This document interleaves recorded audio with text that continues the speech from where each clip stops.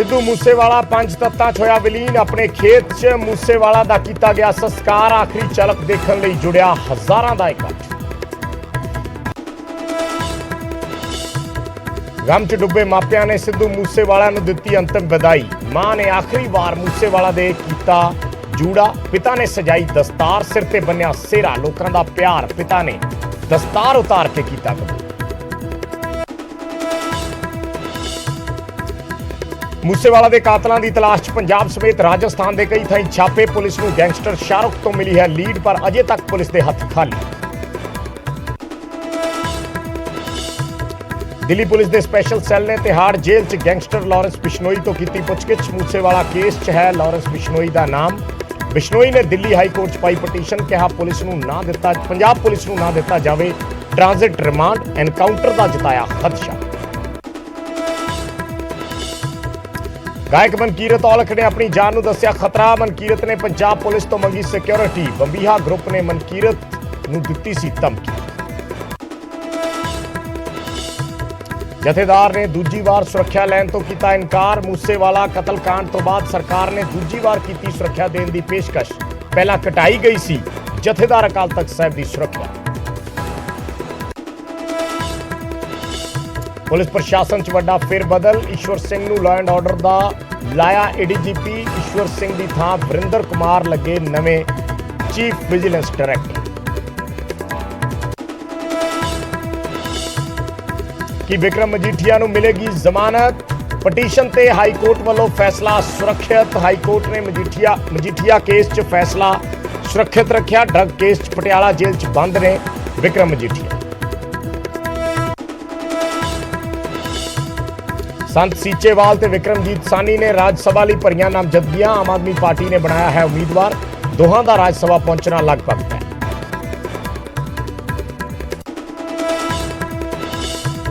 ਸ਼ਿਮਲਾ ਤੋਂ ਕਿਸਾਨਾਂ ਨੂੰ ਪੀਐਮ ਮੋਦੀ ਦੀ ਸੌਗਾਤ। ਪ੍ਰਧਾਨ ਮੰਤਰੀ ਕਿਸਾਨ ਨਿਧੀ ਯੋਜਨਾ ਤਹਿਤ 21,000 ਕਰੋੜ ਰੁਪਏ ਟ੍ਰਾਂਸਫਰ। ਕਿਹਾ ਅਸੀਂ ਵੋਟ ਬੈਂਕ ਨਹੀਂ ਦੇਸ਼ ਬਣਾਉਣਾ।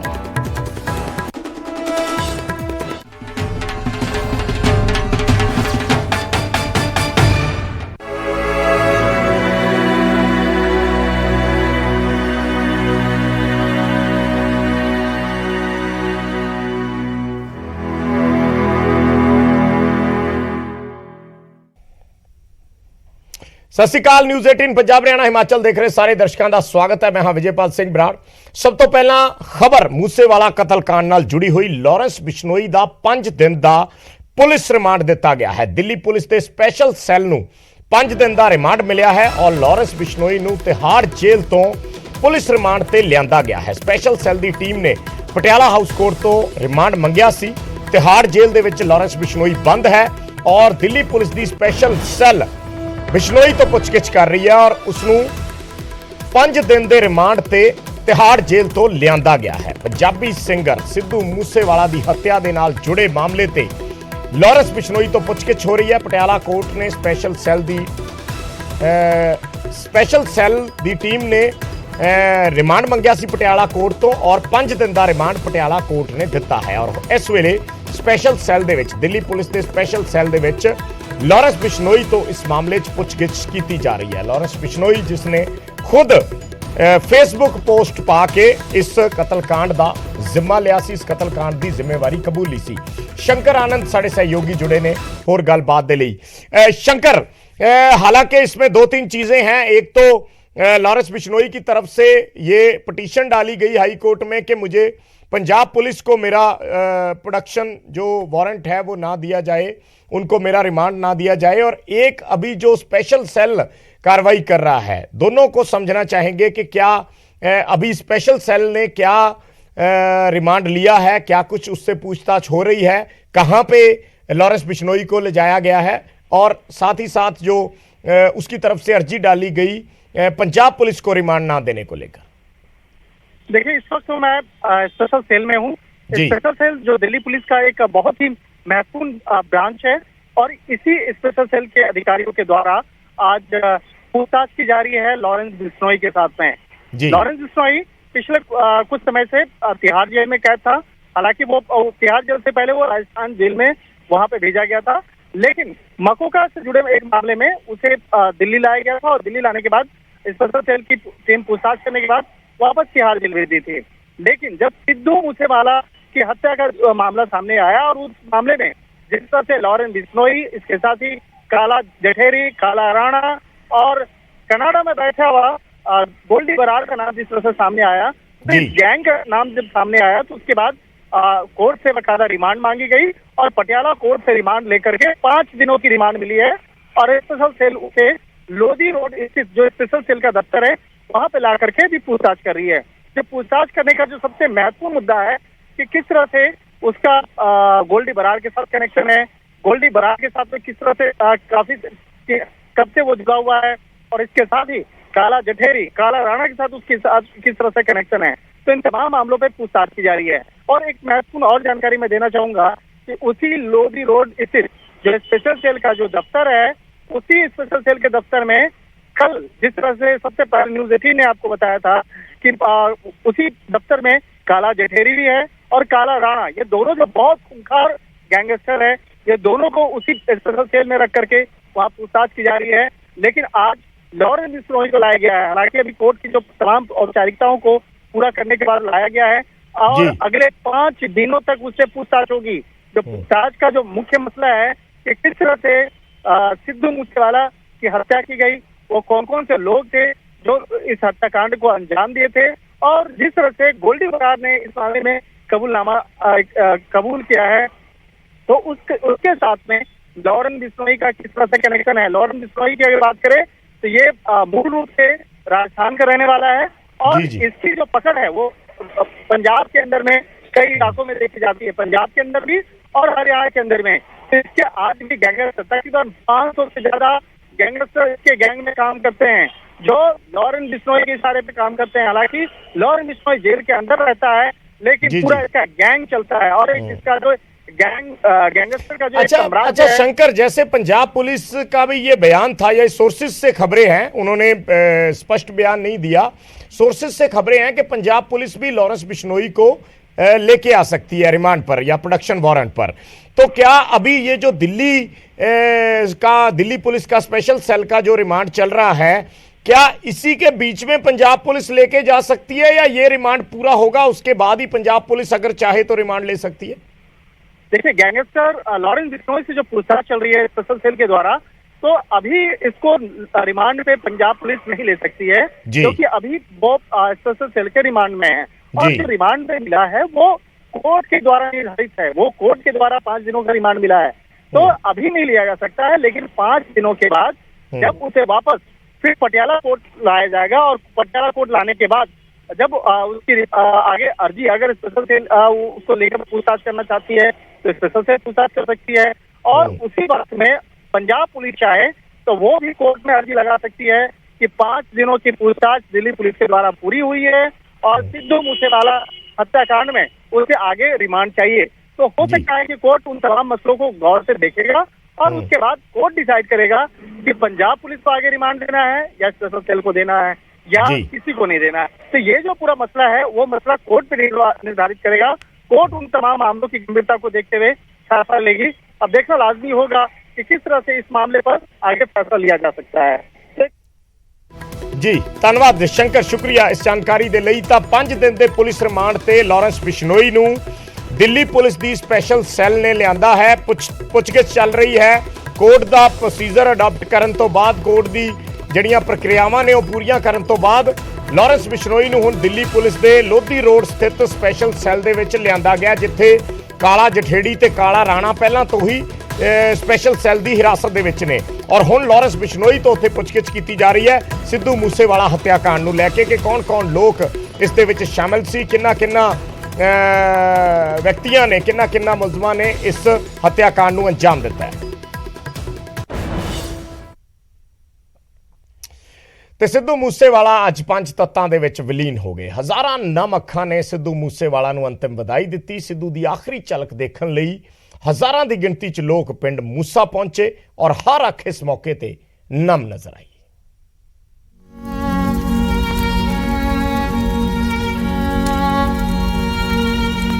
ਹਜ਼ਾਰਾਂ ਚੌਣ ਵਾਲਿਆਂ ਦੇ ਇਕੱਠ ਦੀ ਮੌਜੂਦਗੀ ਵਿੱਚ ਅਚਾਨਕ ਚਿਖਾ ਦਾ ਧੂਆਂ ਉੱਠਦਾ ਨਜ਼ਰ ਆਇਆ ਤੇ ਇਸ ਦੇ ਨਾਲ ਹੀ ਪੰਜ ਤੱਤਾਂ 'ਚ ਵਿਲੀਨ ਹੋ ਗਿਆ ਸ਼ੁਭਦੀਪ ਸਿੰਘ ਉਰਫ ਸਿੱਧੂ ਮੂਸੇਵਾਲਾ।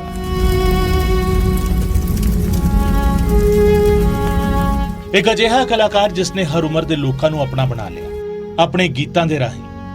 ਉਹ ਕਲਾਕਾਰ ਅੱਜ ਸਦਾ ਲਈ ਖਾਮੋਸ਼ ਹੋ ਗਿਆ। ਹਾਲਾਂਕਿ ਉਸ ਦੀ ਆਵਾਜ਼ ਉਸ ਦੇ ਗੀਤਾਂ ਦੇ ਰਾਹੀਂ ਚਾਹਣ ਵਾਲਿਆਂ ਦੇ ਦਿਲਾਂ ਵਿੱਚ ਸਦਾ ਗੂੰਜਦੀ ਰਹੇਗੀ, ਪਰ ਆਪਣੇ ਮਹਿਬੂਬ ਕਲਾਕਾਰ ਦੀ ਦੇਹ ਨੂੰ ਹਜ਼ਾਰਾਂ ਨਮੱਖਾਂ ਨੇ ਵਿਦਾਈ ਦੇ ਦਿੱਤੀ। ਮੰਗਲਵਾਰ 31 ਮਈ ਦਾ ਦਿਨ ਮੂਸਾ ਪਿੰਡ ਦੇ ਵਿੱਚ ਸਭ ਕੁਝ ਗਮ ਦੇ ਵਿੱਚ ਡੁੱਬਿਆ ਹੋਇਆ ਸੀ। ਸਵੇਰੇ ਸਵੇਰੇ ਸਿੱਧੂ ਮੂਸੇਵਾਲਾ ਦੀ ਹਵੇਲੀ ਅੱਗੇ ਲੋਕਾਂ ਦਾ ਇਕੱਠ ਹੋਣਾ ਸ਼ੁਰੂ ਹੋ ਗਿਆ ਸੀ। ਕਈ ਅਜਿਹੇ ਸਨ ਜਿਹੜੇ ਸੋਮਵਾਰ ਨੂੰ ਹੀ ਇੱਥੇ ਆ ਗਏ ਸਨ, ਤਾਂ ਕਈ ਅਜਿਹੇ ਸਨ ਜਿਹੜੇ ਮੰਗਲਵਾਰ ਦੀ ਸਵੇਰ ਪਹੁੰਚੇ। ਸੜਕਾਂ ਤੋਂ ਤੁਰੇ ਜਾਂਦੇ ਹਰ ਸ਼ਖਸ ਦੀ ਮੰਜ਼ਿਲ ਜਿਵੇਂ ਸਿਰਫ ਇੱਕੋ ਥਾਂ ਸੀ, ਸਿੱਧੂ ਮੂਸੇਵਾਲਾ ਦੀ ਹਵੇਲੀ। ਉਧਰ ਮਾਨਸਾ ਦੇ ਸਿਵਲ ਹਸਪਤਾਲ ਵਿੱਚ ਪਰਿਵਾਰ ਮ੍ਰਿਤਕ ਦੇਹ ਨੂੰ ਲੈਣ ਦੇ ਲਈ ਪਹੁੰਚਿਆ ਤਾਂ ਆਪਣੇ ਨਾਲ ਦਸਤਾਰ ਅਤੇ ਕੱਪੜੇ ਵੀ ਲੈ ਕੇ ਗਿਆ ਸੀ।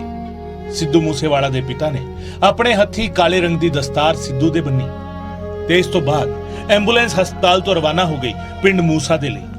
ਪਹਿਲਾਂ ਅੰਤਮ ਸੰਸਕਾਰ ਦੇ ਲਈ ਤਿਆਰੀ ਹੋਈ ਸੀ ਪਿੰਡ ਦੇ ਹੀ ਸ਼ਮਸ਼ਾਨ ਘਾਟ ਦੇ ਵਿੱਚ, ਪਰ ਬਾਅਦ ਵਿੱਚ ਪਰਿਵਾਰ ਨੇ ਸਲਾਹ ਕੀਤੀ ਕਿ ਸਿੱਧੂ ਨੂੰ ਜਿਹੜੇ ਖੇਤਾਂ ਨਾਲ ਪਿਆਰ ਸੀ ਉੱਥੇ ਹੀ ਉਸ ਦੀਆਂ ਅੰਤਮ ਰਸਮਾਂ ਨਿਭਾਈਆਂ ਜਾਣ। ਇਸੇ ਲਈ ਖੇਤਾਂ ਵਿੱਚ ਜ਼ਮੀਨ ਪੱਧਰੀ ਕਰ ਦਿੱਤੀ ਗਈ। ਉਧਰ ਮ੍ਰਿਤਕ ਦੇਹ ਨੂੰ ਲੈ ਕੇ ਪਰਿਵਾਰ ਦੇ ਮੈਂਬਰ ਹਵੇਲੀ ਪਹੁੰਚੇ ਤਾਂ ਅੰਤਮ ਦਰਸ਼ਨਾਂ ਲਈ ਲੋਕਾਂ ਦਾ ਜਿਵੇਂ ਹੜ ਆ ਗਿਆ। ਇੱਥੇ ਸਿਆਸੀ ਆਗੂ ਵੀ ਪਹੁੰਚੇ ਤੇ ਕਲਾਕਾਰ ਵੀ। ਸਾਰਿਆਂ ਨੇ ਸਿੱਧੂ ਨੂੰ ਸ਼ਰਧਾਂਜਲੀ ਦਿੱਤੀ ਤੇ ਪਰਿਵਾਰ ਨੂੰ ਧਰਵਾਸ ਦਿੱਤਾ।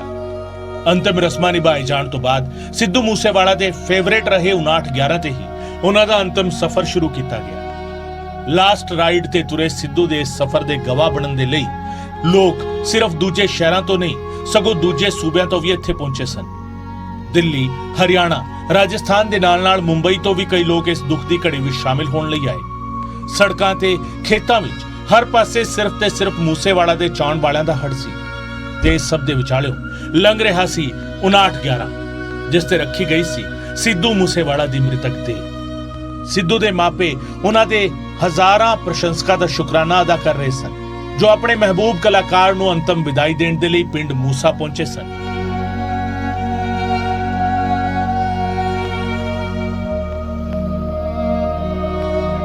ਇਸ ਸਾਰੇ ਇਕੱਠ ਚੋਂ ਲੰਘਦੇ ਹੋਏ ਖੇਤਾਂ ਵਿੱਚ ਤੈਅ ਕੀਤੀ ਗਈ ਥਾਂ ਤੇ ਸਿੱਧੂ ਦੀ ਮ੍ਰਿਤਕ ਦੇਹ ਲਿਆਂਦੀ ਗਈ ਅਤੇ ਅੰਤਿਮ ਰਸਮਾਂ ਨਿਭਾ ਕੇ ਚਿਖਾ ਨੂੰ ਅਗਨ ਭੇਟ ਕਰ ਦਿੱਤਾ ਗਿਆ।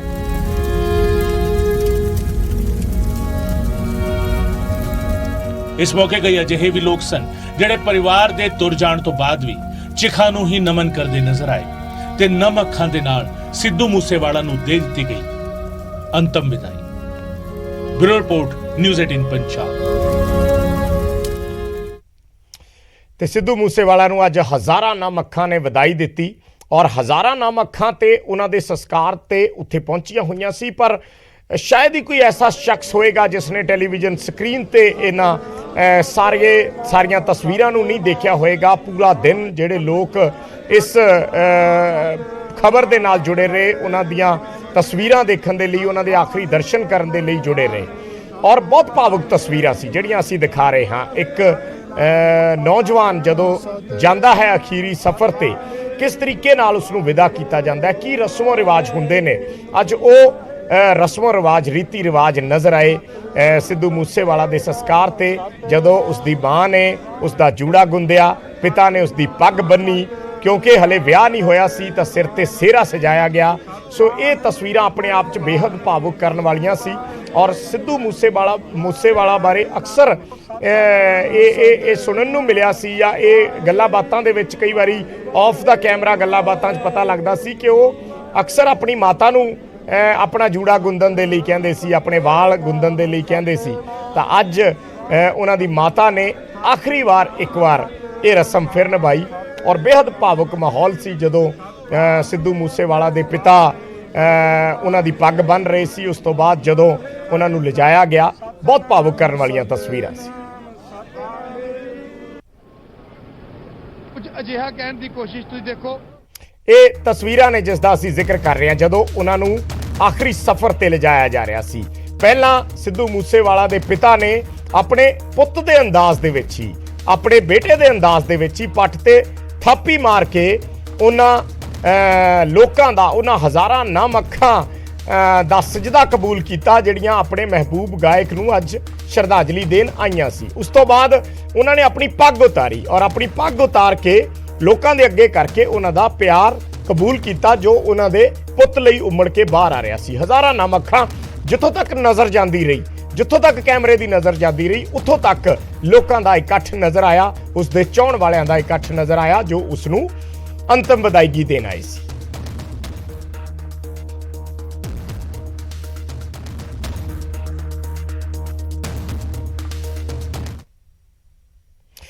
ਸਿੱਧੂ ਮੂਸੇਵਾਲਾ ਦੇ ਬਹੁਤ ਸਾਰੇ ਪ੍ਰਸ਼ੰਸਕ ਉਹਨਾਂ ਦੀ ਆਖਰੀ ਝਲਕ ਪਾਉਣ ਲਈ ਅੱਜ ਹਜ਼ਾਰਾਂ ਦੀ ਗਿਣਤੀ 'ਚ ਉੱਥੇ ਪਹੁੰਚੇ। 2 ਲੜਕੀਆਂ ਲੁਧਿਆਣਾ ਤੋਂ ਆਈਆਂ ਆਪਣੇ ਪਿਤਾ ਦੇ ਨਾਲ, ਜਿਹੜੀਆਂ ਸੰਸਕਾਰ ਦੇ ਵਿੱਚ ਸ਼ਾਮਲ ਹੋਈਆਂ ਔਰ ਇਸ ਮੌਕੇ ਕਾਫੀ ਜਜ਼ਬਾਤੀ ਹੋ ਗਈਆਂ, ਕਾਫੀ ਭਾਵਨਾਵਾਂ ਦੇ ਵਿੱਚ ਵਹਿ ਗਈਆਂ। ਕੀ ਕੁਝ ਉਹਨਾਂ ਨੇ ਨਿਊਜ਼ 18 ਨਾਲ ਗੱਲਬਾਤ ਦੌਰਾਨ ਕਿਹਾ, ਤੁਹਾਨੂੰ ਸੁਣਾਉਂਦੇ ਹਾਂ ਇੱਕ ਵਾਰੀ। ਆਈਆਂ ਨੇ, ਗੁੱਡੀਆਂ ਨੇ, ਬੱਚੀਆਂ ਨੇ, ਛੋਟੀਆਂ ਛੋਟੀਆਂ ਬੱਚੀਆਂ ਨੇ। ਇਹਨਾਂ ਦੇ ਪਿਤਾ ਲੈ ਕੇ ਆਏ ਨੇ ਸ਼ਾਇਦ ਇਹਨਾਂ ਨੂੰ। ਕਿੱਥੋਂ ਆਏ ਹੋ ਬੱਚੇ? ਲੁਧਿਆਣੇ ਤੋਂ। ਤੁਸੀਂ ਇਤਨੀ ਗਰਮੀ 'ਚ ਕੀ ਆਏ ਹੋ? ਅਸੀਂ ਉਹਦੇ ਬਹੁਤ ਵੱਡੇ ਫੈਨ, ਬਹੁਤ ਜ਼ਿਆਦਾ ਵੱਡੇ। 2 ਦਿਨ ਹੋ ਗਏ ਅਸੀਂ ਰੋਟੀ ਵੀ ਨਹੀਂ ਖਾਧੀ ਹੈਗੀ ਉਹਨੂੰ ਮਿਲਣ ਦੇ ਲਈ ਵੀ ਅਸੀਂ ਜਾਣਾ ਵਾ। ਫਿਰ ਅੱਜ ਸਵੇਰੇ ਪਾਪਾ ਕਹਿੰਦੇ ਚੱਲ ਕੋਈ ਨਾ ਅਸੀਂ ਮਿਲਦੇ ਹਾਂ, ਕਿਉਂਕਿ ਕਿੰਨੇ ਸਾਲਾਂ ਤੋਂ ਤਾਂ ਅਸੀਂ ਚਾਹੁੰਦੇ ਸੀਗੇ ਵੀ ਮਿਲੀਏ, ਪਰ ਐਦਾਂ ਮੁਲਾਕਾਤ ਹੋਊਗੀ ਸੋਚਿਆ ਵੀ ਨਹੀਂ ਸੀਗਾ। ਪਹਿਲਾਂ ਕਦੇ ਮੌਕਾ ਨਹੀਂ ਲੱਗਿਆ ਮਿਲਣ ਦਾ? ਦੇਖਿਆ ਸੀ ਕਦੇ?